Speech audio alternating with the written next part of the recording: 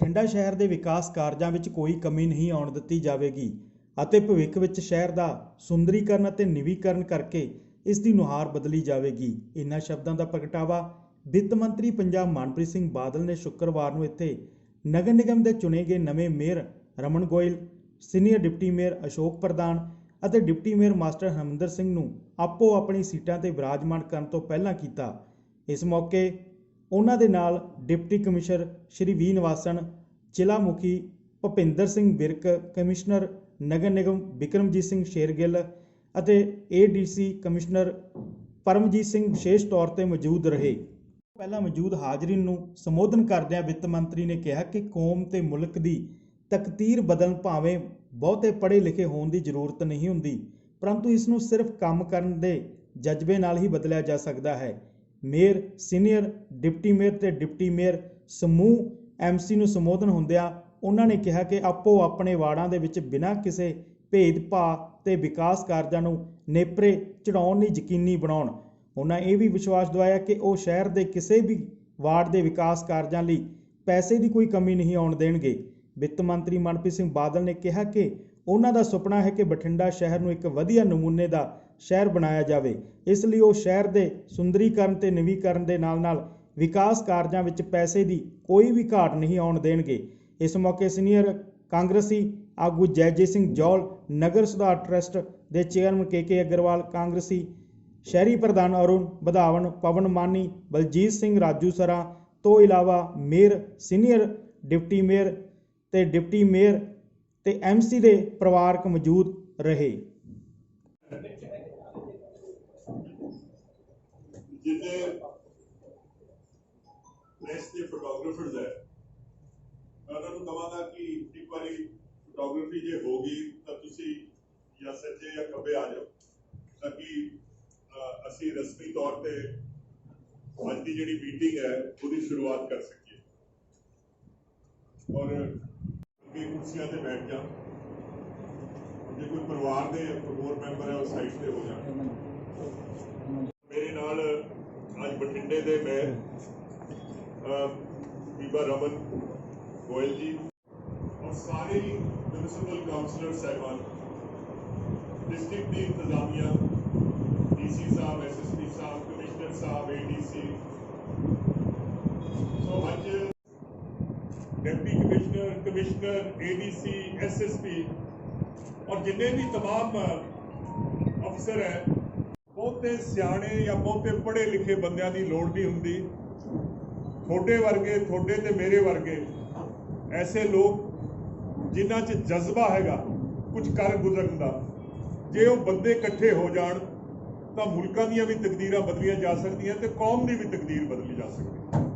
और इस करके मैं तुहानूं कहना और अज एक हसीन इत्तफाक है कि फाइनैंस का जिहड़ा महकमा है वो बठिंडे शहर के लोगों के हत्थ दे विच है। तुसी वार्डां च जित के आए हो, तुसी जदों वार्ड च गए सी, तुसी अपने अपने जिहड़े वोटर थोड़े वोटर का कोई काम है, कोई मसला है जिहड़ा कि इन्हां तक पैंदा है तो ये झिझक जिहड़ी है ये तुहानूं खत्म करनी पैनी है। तुसी इन्हां सामने जाओ और तुसी इन्हां तो अपना काम करा के आओ। और मैं ऑफिसर्स नूं भी अज तां ही बुलाया क्योंकि मैं एक बार फिर ये गल दोहरावां कि इन्हां दा धर्म है और इन्हां दा फर्ज है कि जिहड़ी बठिंडे दी या पंजाब दी जनता है इन्हां दी सेवा करना, इन्हां दे काम करना और दिन रात इन्हां वास्ते हाजिर रहना, ये इन्हां दा फर्ज है। और जे ये गल जिहड़ी है ये अफसरां नूं समझनी पैनी है कि या तो जिहड़े इलैक्टेड बंदे हैं, इलैक्टेड काउंसलर्स है, MLA है, मेयर है, या तो इन्हां दे दिशा निर्देश ते तुसी चलना है, वरना ये मुल्क का कानून बदल दो।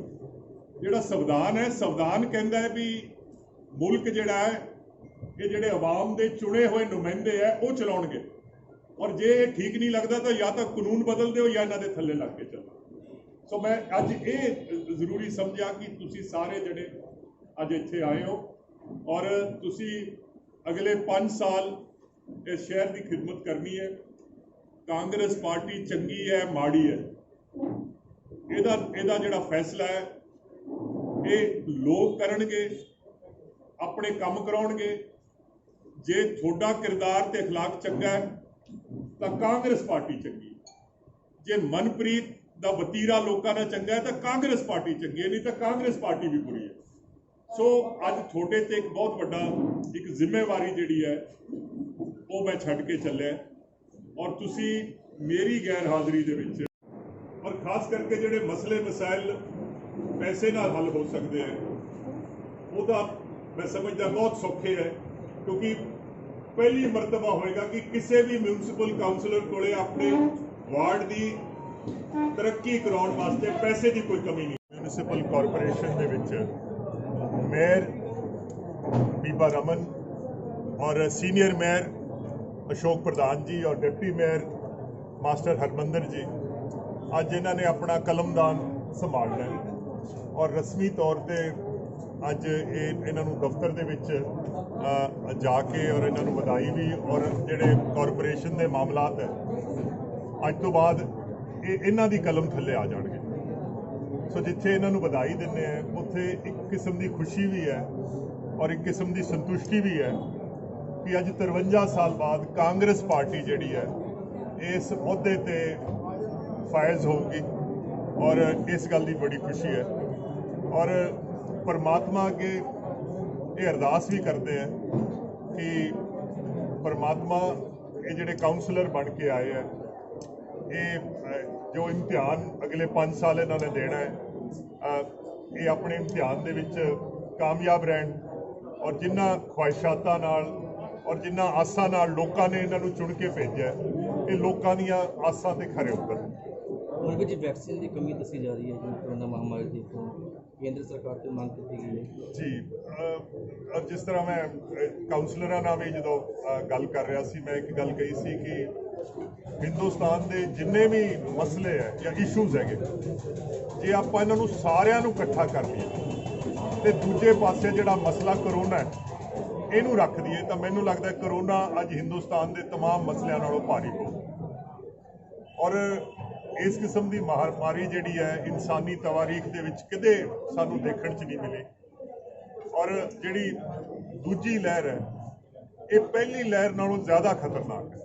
ਖੱਬੇ ਸੱਜੇ ਜਿਹੜੇ ਸਾਡੇ ਲੋਕ ਬਿਮਾਰ ਹੋਏ ਹੈ, ਬੜੀਆਂ ਕੀਮਤੀ ਜਾਨਾਂ ਜਿਹੜੀਆਂ ਜ਼ਾਇਆ ਗਈਆਂ, ਔਰ ਜਿਹੜੀਆਂ ਸਰਕਾਰ ਦੀਆਂ ਪਾਬੰਦੀਆਂ ਜਿਹੜੀਆਂ ਤੈਅਸ਼ੁਦਾ ਪਾਬੰਦੀਆਂ, ਕੁਝ ਤਾਂ ਲੋਕ ਹੀ ਉਸ ਤੋਂ ਥੱਕ ਗਏ ਹੈ, ਜਾਂ ਕਿਉਂਕਿ ਸਾਲ ਸਵਾ ਸਾਲ ਹੋ ਗਿਆ ਲੋਕ ਉਕਤਾ ਗਏ ਹੈ, ਕੰਪਲਾਇੰਸ ਦੀ ਫਟੀਗ ਹੋ ਗਈ ਹੈ, ਇਨਫੋਰਸਮੈਂਟ ਜਿਹੜੀ ਹੈ ਇਨਫੋਰਸਮੈਂਟ ਦੀ ਵੀ ਇੱਕ ਕਿਸਮ ਦੀ ਫਟੀਗ ਹੋ ਗਈ ਹੈ, ਕਿਉਂਕਿ ਬੰਦਾ ਕਿੰਨਿਆਂ ਕੁ ਨੂੰ ਸਮਝਾਵੇ ਰੋਜ਼।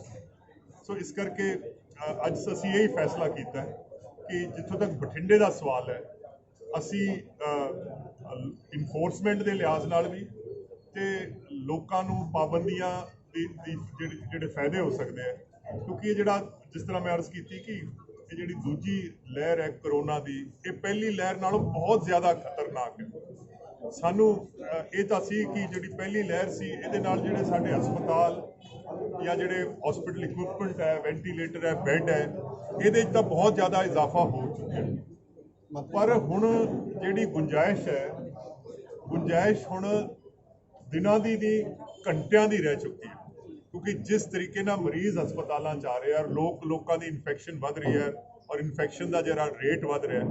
ਸੋ ਅੱਜ ਇਸ ਮੀਟਿੰਗ ਤੋਂ ਬਾਅਦ ਅਸੀਂ ਅਗਲੀ ਮੀਟਿੰਗ ਕੋਵਿਡ ਦਾ ਰਿਵਿਊ ਹੈ, ਔਰ ਕੱਲ ਸੀਐਮ ਸਾਹਿਬ ਨਾਲ ਵੀ ਸੀਐਮ ਸਾਹਿਬ ਨੇ ਵੀ ਰਿਵਿਊ ਲਿਆ, ਔਰ ਜਿੱਥੋਂ ਤੱਕ ਜਿਹੜਾ ਵੈਕਸੀਨੇਸ਼ਨ ਦਾ ਅਮਲ ਹੈ ਇਹਦੇ ਵਿੱਚ ਤੇਜ਼ੀ ਕਿਵੇਂ ਆ ਸਕਦੀ ਹੈ, ਔਰ ਵੈਕਸੀਨੇਸ਼ਨ ਹੁਣ ਤੁਸੀਂ ਅਖਬਾਰਾਂ 'ਚ ਪੜ੍ਹਿਆ ਹੋਣਾ, ਭਾਰਤ ਸਰਕਾਰ ਨੇ ਕਿਹਾ ਵੀ ਸਟੇਟ ਜਿਹੜੇ ਹੈ ਇਹ ਖਰੀਦ ਵੀ ਸਕਦੇ ਆ, ਔਰ ਦੁਨੀਆ ਦੇ ਕਿਤੋਂ ਵੀ ਇਹ ਵੈਕਸੀਨ ਮਿਲਦੀ ਹੈ, ਔਰ ਪੰਜਾਬ ਸਰਕਾਰ ਨੇ ਫੈਸਲਾ ਕੀਤਾ ਕਿ ਵੈਕਸੀਨੇਸ਼ਨ ਜਿਹੜੀ ਹੈ ਇਹ ਲੋਕਾਂ ਨੂੰ ਮੁਫਤ ਦਿੱਤੀ ਜਾਏਗੀ। ਔਰ ਮੈਂ ਸੀਐਮ ਸਾਹਿਬ ਨੇ ਮੈਨੂੰ ਹਿਦਾਇਤ ਕੀਤੀ ਹੈ ਕਿ ਪਹਿਲੇ ਫੇਜ਼ ਦੇ ਵਿੱਚ ਘੱਟੋ ਘੱਟ 1000 ਕਰੋੜ ਰੁਪਇਆ ਇਹਦੇ ਵਾਸਤੇ ਸਾਡੇ ਖਜ਼ਾਨੇ 'ਚੋਂ ਤਾਂ ਕਿ ਲੋਕਾਂ ਨੂੰ ਮੈਂ ਅੱਜ ਤੁਹਾਡੇ ਰਾਹੀਂ ਇਹ ਅਪੀਲ ਕਰੂੰਗਾ ਕਿ ਵੈਕਸੀਨੇਸ਼ਨ ਤੋਂ ਘਬਰਾਉਣਾ ਨਹੀਂ। ਇਹ ਵੈਕਸੀਨੇਸ਼ਨ ਜਿਹੜੀ ਹੈ ਤੁਹਾਡੀ ਹਿਫਾਜ਼ਤ ਵਾਸਤੇ ਹੈ। ਇਹਦੇ ਫਾਇਦੇ ਆ। ਜਿਹੜੇ ਬੰਦੇ ਵੈਕਸੀਨੇਸ਼ਨ 'ਚ ਆ ਜਾਂਦੇ ਆ ਉਹਨਾਂ ਦੇ ਸਿੰਪਟਮ ਜਿਹੜੇ ਆ ਉਹ ਬੜੇ ਮਾਈਲਡ ਹੋ ਜਾਂਦੇ ਆ। ਔਰ ਵੈਕਸੀਨੇਸ਼ਨ ਦਾ ਅਮਲ ਹੈ, ਇਹਦੇ 'ਚ ਜਿੰਨੀ ਤੇਜ਼ੀ ਆ ਸਕਦੀ ਹੈ ਔਰ ਜਿੰਨੀ ਛੇਤੀ ਸਾਨੂੰ ਦਵਾਈ ਮਿਲ ਜਾਏਗੀ। ਔਰ ਇਕੱਲੀ ਇਹ ਨਹੀਂ ਕਿ ਜਿਹੜੀ ਤਾਂ ਭਾਰਤ ਸਰਕਾਰ ਵੱਲੋਂ ਆਉਂਦੀ ਹੈ, ਜਿਹੜੀ ਦੇਸ਼ ਵਿਦੇਸ਼ਾਂ 'ਚੋਂ ਵੀ ਦਵਾਈ ਆਉਣੀ ਹੈ ਉਹ ਅਸੀਂ ਖਰੀਦ ਕੇ ਔਰ ਪੰਜਾਬ ਦੇ ਲੋਕਾਂ ਨੂੰ ਇਹ ਮੁਫਤ ਜਿਹੜਾ ਟੀਕਾਕਰਨ ਦੀ ਮੁਹਿੰਮ ਜਿਹੜੀ ਹੈ ਇਹਨੂੰ ਸਰੰਜਾਮ ਦੇਵਾਂਗੇ। ਔਰ ਮੈਂ ਆਸ ਕਰਦਾ ਕਿ ਦਸੰਬਰ ਦੇ ਮਹੀਨੇ ਤੱਕ ਪੂਰਾ ਪੰਜਾਬ ਜਿਹੜਾ ਕਵਰ ਹੋਣਾ ਚਾਹੀਦਾ।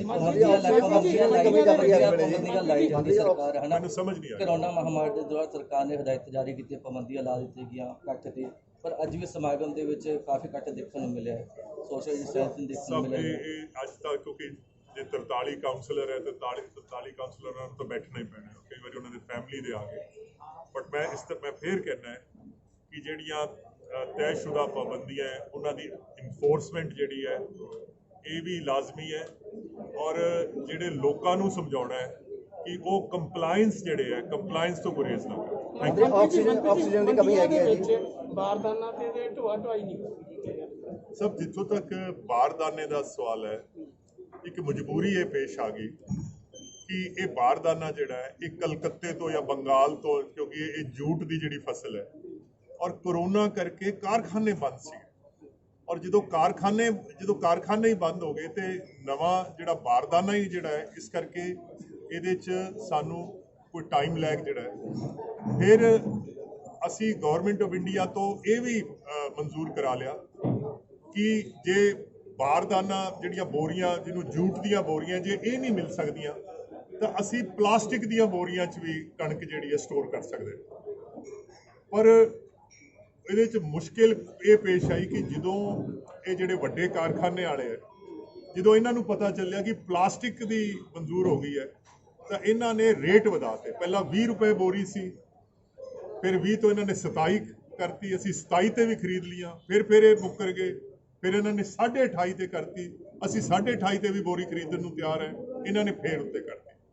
ਹੁਣ ਗੌਰਮੈਂਟ ਨੇ, ਕਿਉਂਕਿ ਇਹ ਜਿਹੜਾ ਝੋਨਾ ਤੇ ਕਣਕ ਹੈ ਇਹ ਪੰਜਾਬ ਸਰਕਾਰ ਦਾ ਮਾਲ ਨਹੀਂ ਹੈ, ਇਹ FCI ਦਾ ਮਾਲ ਹੈ ਜਾਂ ਗਵਰਨਮੈਂਟ ਆਫ ਇੰਡੀਆ ਦਾ ਹੈ। ਹੁਣ ਇਹਨਾਂ ਨੇ ਸਾਨੂੰ ਅਲਾਉ ਕਰਤਾ ਕਿ ਅਸੀਂ ਪੁਰਾਣਾ ਬਾਰਦਾਨਾ ਹੈ ਇਹ ਵੀ ਵਰਤ ਸਕਦੇ ਹਾਂ। 60% ਝੋਨਾ ਜਿਹੜਾ ਹੈ ਖਰੀਦਿਆ ਜਾ ਚੁੱਕਿਆ, 40% ਜਿਹੜਾ ਹੈ।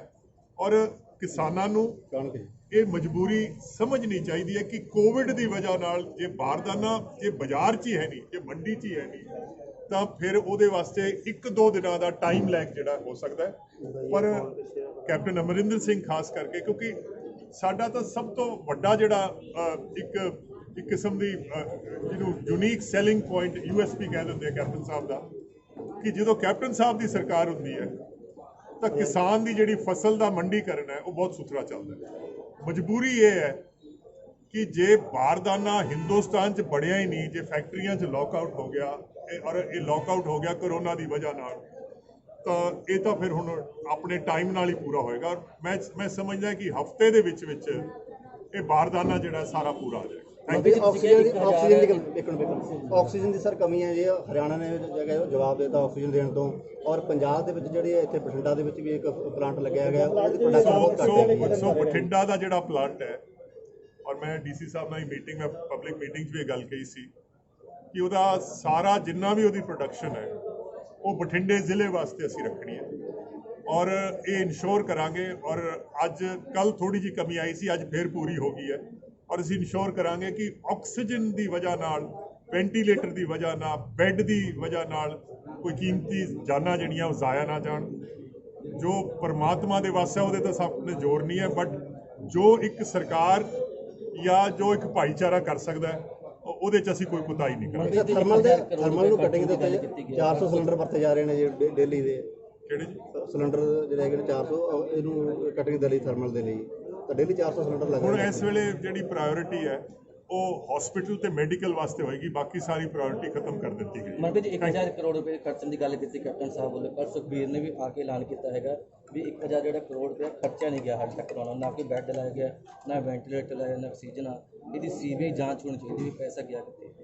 ਚਲੋ ਇਹ ਤਾਂ ਉਹ ਸਿਆਸੀ ਸ਼ੋਖਾਬਾਜ਼ੀ 'ਚ ਜਿਹੜੇ ਬਿਆਨ ਹੁੰਦੇ ਇਹਦਾ ਤਾਂ ਮੈਂ ਜਵਾਬ ਕੀ ਦਊਂਗਾ, ਪਰ ਮੈਂ ਅੱਜ ਪੰਜਾਬ ਦੀ ਪ੍ਰੈਸ ਨੂੰ ਕਹਾਂਗਾ ਕਿ ਜਿਹੜੀ ਵੈਕਸੀਨ ਹੈ, ਜਿਹੜੇ ਇਹ ਟੀਕੇ ਹੈ, ਹਿਫਾਜ਼ਤੀ ਟੀਕੇ ਹੈ ਕਰੋਨਾ ਦੇ, ਉਹ ਤਕਰੀਬਨ 1000 ਕਰੋੜ ਦੀ ਲਾਗਤ ਨਾਲ ਅਸੀਂ ਕੋਸ਼ਿਸ਼ ਕਰਾਂਗੇ ਕਿ ਦਸੰਬਰ ਤੱਕ ਸਾਰਾ ਪੰਜਾਬ ਜਿਹੜਾ ਕਵਰ। Thank you.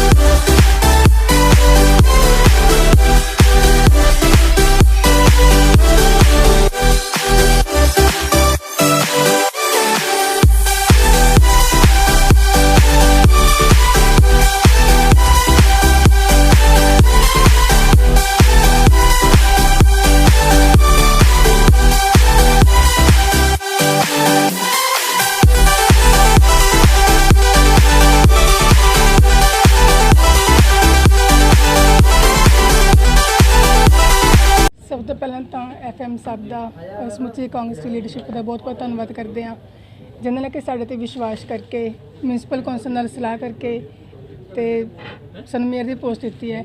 ਇਹ ਮੇਅਰ ਦੀ ਪੋਸਟ ਨਹੀਂ ਸਮਝਦੇ, ਅਸੀਂ ਇੱਕ ਸਮਝਦੇ ਕਿ ਅਸੀਂ ਬਠਿੰਡੇ ਦੇ ਸੇਵਾਦਾਰ ਹਾਂ।